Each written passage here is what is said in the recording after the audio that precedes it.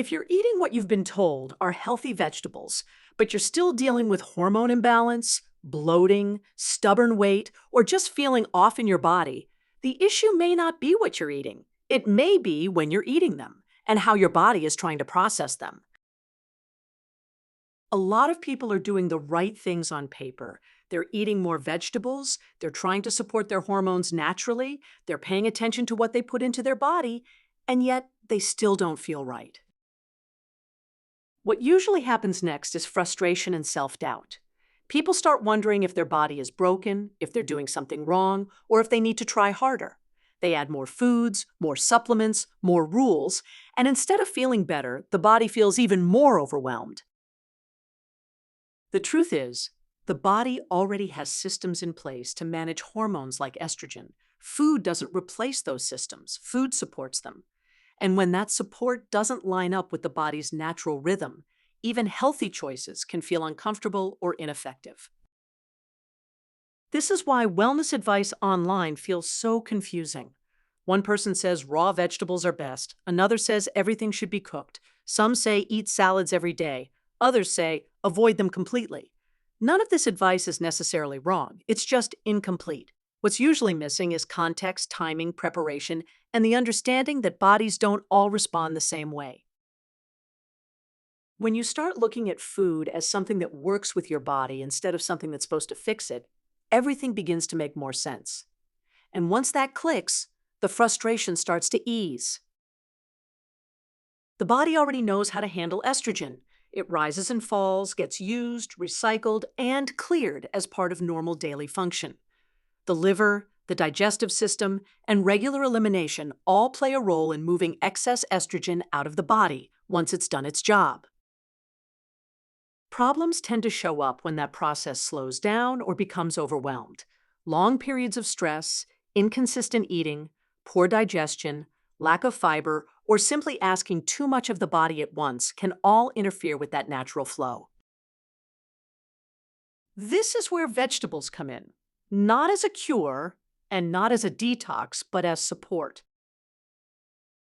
Certain vegetables are traditionally used because they help the body do what it's already trying to do more efficiently.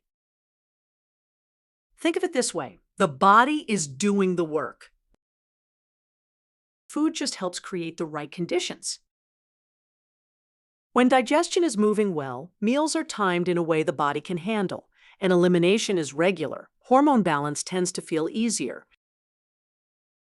When those conditions are off, even the right foods can feel like too much.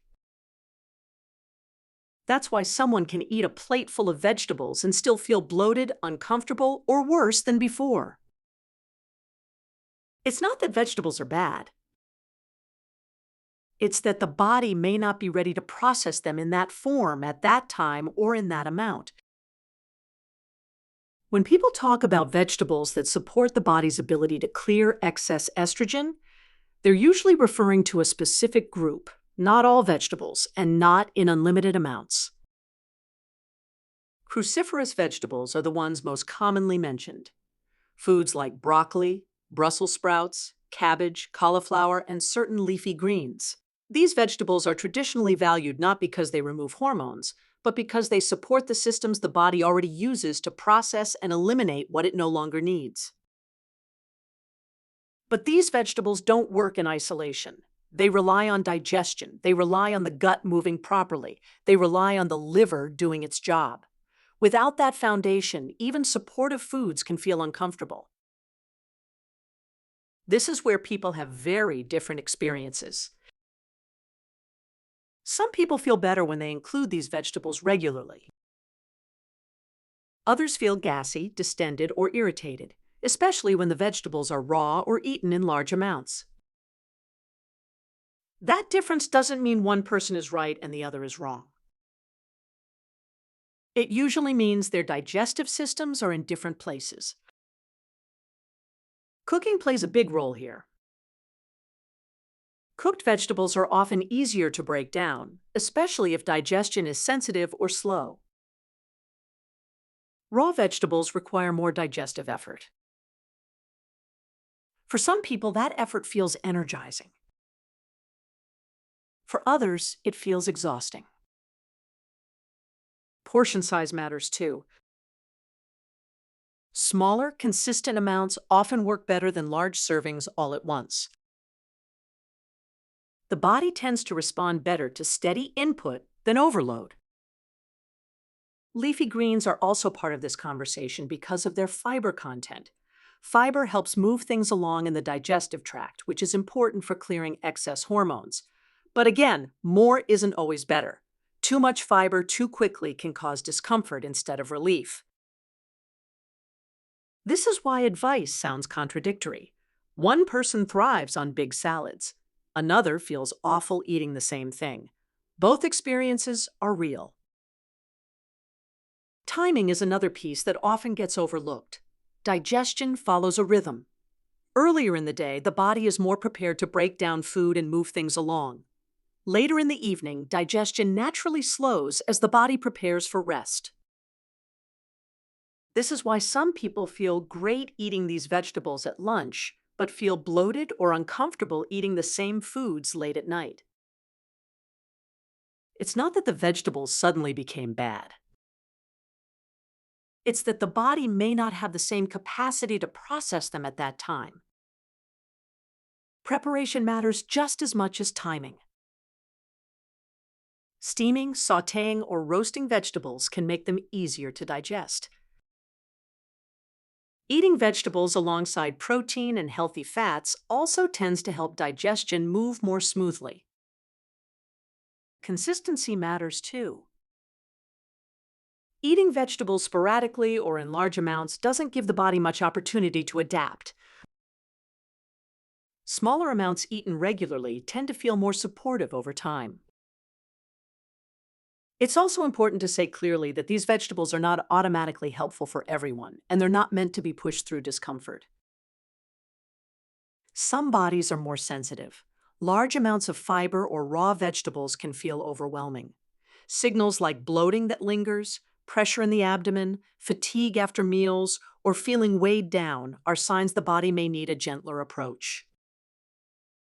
That adjustment might mean reducing portion size, choosing cooked foods, eating earlier in the day, or focusing on digestion first before increasing fiber. There are also times in life when the body needs simplicity rather than stimulation. High stress, poor sleep, emotional exhaustion, or illness can all change how the body responds to food. This is why wellness shouldn't be about rigid rules. Rules ignore context. Bodies respond to context.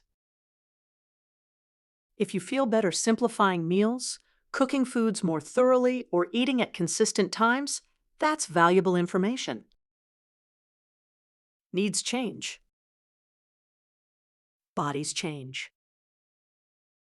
What works now may look different later. When you step back and look at everything together, a pattern becomes clear. Supporting hormone balance isn't about finding the perfect vegetable.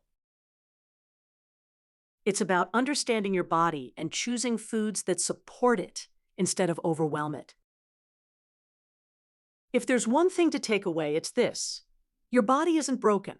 If something hasn't been working, it doesn't mean you failed. It usually means the approach needs adjustment: timing, preparation, amount, or expectations. This information is for general wellness education and traditional use only. It's not medical advice. Always listen to your body and choose what feels supportive for you. If this kind of calm, practical, food-based wellness guidance feels helpful, subscribe to the channel so YouTube knows to show you more content like this. Thank you for being here, and I'll see you in the next video.